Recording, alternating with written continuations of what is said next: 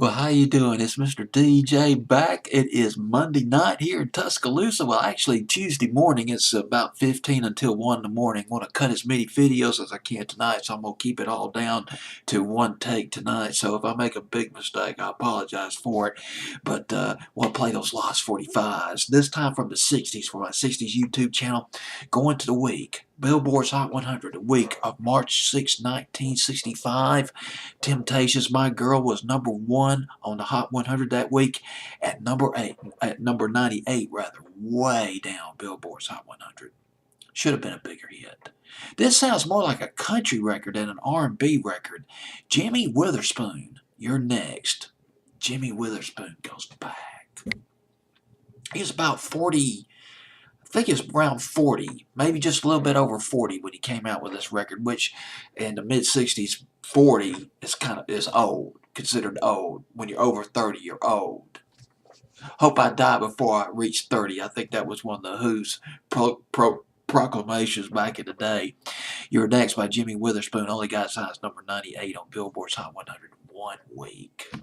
Blues singer, known as a blues shouter, but this guy goes back. He started recording with a Jay McShane band, Jay McShane's band, back in 1945 and 1949.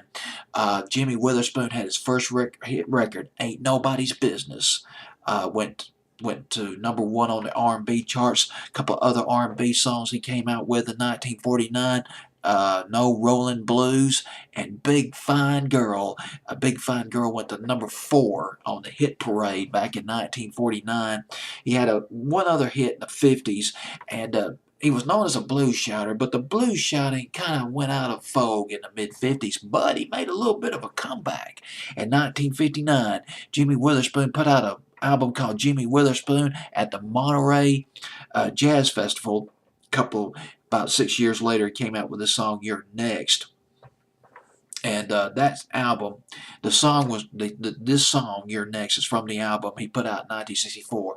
It was called "Some of My Best Friends Are the Blues," and it was recorded in Sweden.